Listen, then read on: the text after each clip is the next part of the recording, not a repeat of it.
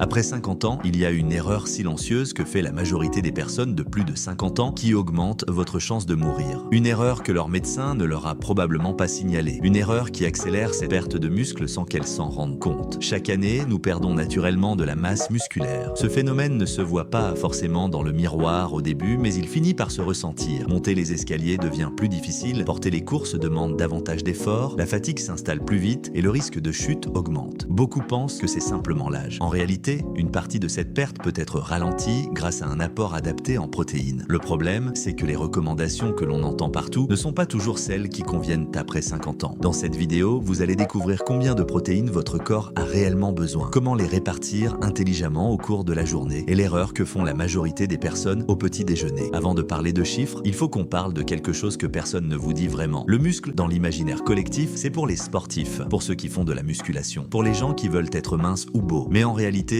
vos muscles sont l'un des systèmes les plus importants de votre corps. Et quand vous en perdez, vous perdez bien plus que de la force. Pensez à ça une seconde, vos muscles, c'est ce qui vous permet de marcher, de garder l'équilibre, de ne pas tomber, de porter votre propre poids. Ce sont eux qui protègent vos articulations, qui soutiennent à vos os, qui maintiennent votre métabolisme actif. Sans masse musculaire suffisante, votre corps brûle moins de calories au repos, votre glycémie devient plus difficile à réguler, votre récupération après une maladie prend plus de temps et votre risque de chute grimpe. Perdre du muscle, ce n'est pas perdre un peu d'esthétique. C'est perdre une partie de votre autonomie. C'est ça l'enjeu réel. Imaginez deux personnes, elles ont toutes les deux 60 ans. Elles pèsent toutes les deux 70 kilos. Elles marchent chaque matin, elles dorment bien, elles vivent à peu près la même vie. La seule différence, l'une mange suffisamment de protéines, l'autre non. 10 ans plus tard, l'une continue à faire ses courses seule, à monter ses escaliers sans s'accrocher à la rambarde, à voyager. L'autre commence à perdre en mobilité. Elle a besoin d'aide pour des gestes du quotidien et elle ne comprend pas vraiment pourquoi, parce que sur le papier, elle mange équilibré. La différence entre ces deux personnes, elle ne tient pas à un médicament miracle. Elle tient à une habitude alimentaire construite sur des années. Et ce que vous allez découvrir maintenant, c'est pourquoi après 50 ans, les règles changent. Si vous aimez les conseils simples, concrets et fondés sur la science pour rester en bonne santé après 50 ans, abonnez-vous maintenant. Ça m'aide énormément et vous ne passerez plus à côté des prochaines vidéos. Voici quelque chose que la plupart des gens ignorent complètement. Après 50 ans, votre corps ne réagit plus aux protéines de la même façon. Ce n'est pas une question de volonté, ce n'est pas une question de discipline, c'est une question de biologie. Et ça change tout. Ce phénomène a un nom, la résistance anabolique. Ça semble technique, mais l'idée est simple. Imaginez une sonnette d'entrée. Avant, une seule pression et la porte s'ouvrait. Aujourd'hui, cette sonnette répond moins bien. Vous devez appuyer plus fort, plus longtemps, pour obtenir la même réponse. Vos muscles fonctionnent un peu comme ça. Quand vous mangez des protéines, votre corps reçoit un signal pour construire et entretenir le tissu musculaire. Chez un adulte de 25 ans, ce signal est fort et clair. Chez quelqu'un de 55 ou 65 ans, ce signal est affaibli. À quantité égale de protéines, le muscle est moins bien stimulé, moins bien entretenu, et donc il se dégrade plus vite. C'est pour ça que continuer à manger comme avant ne suffit plus. Ce n'est pas votre faute, c'est de la physiologie. Alors concrètement, ça donne quoi en chiffres? Les recommandations officielles minimales sont autour de 0,8 g de protéines par kilo de poids corporel par jour. Ce chiffre est correct pour éviter les carences. Mais pour bien vieillir, pour vraiment préserver votre masse musculaire, plusieurs experts en nutrition et en gérontologie recommandent aujourd'hui entre 1 et 1,2 g par kilo, voire davantage si vous êtes actif ou si vous traversez une période de maladie. La différence entre 0,8 et 1,2 g, ça peut paraître minime. Mais sur une année entière, c'est un signal complètement différent envoyé à vos muscles. Et sur 10 ans, c'est la différence entre les deux personnes dont je vous ai parlé. Mais attendez, parce que le problème, ce n'est pas seulement la quantité. Et c'est là que presque tout le monde se trompe. Faisons un calcul simple pour que vous puissiez partir avec un chiffre concret. Si vous pesez 60 kg, vous visez environ 60 à 72 g de protéines par jour. Si vous pesez 70 kg, c'est entre 70 et 84 g. Si vous pesez 80 kg, entre 80 et 96 g. Et si vous faites 90 kg, entre 90 et 108 g. Ces chiffres sont des ordres de grandeur, pas des obligations militaires. L'objectif, c'est d'y arriver progressivement et régulièrement. Pour vous aider à visualiser, 2 œufs, c'est environ 12 g. 150 g de poulet, c'est autour de 45 g. Un yaourt grec, 15 g. Du thon en boîte, 25 g. Des lentilles cuites, environ 18 g.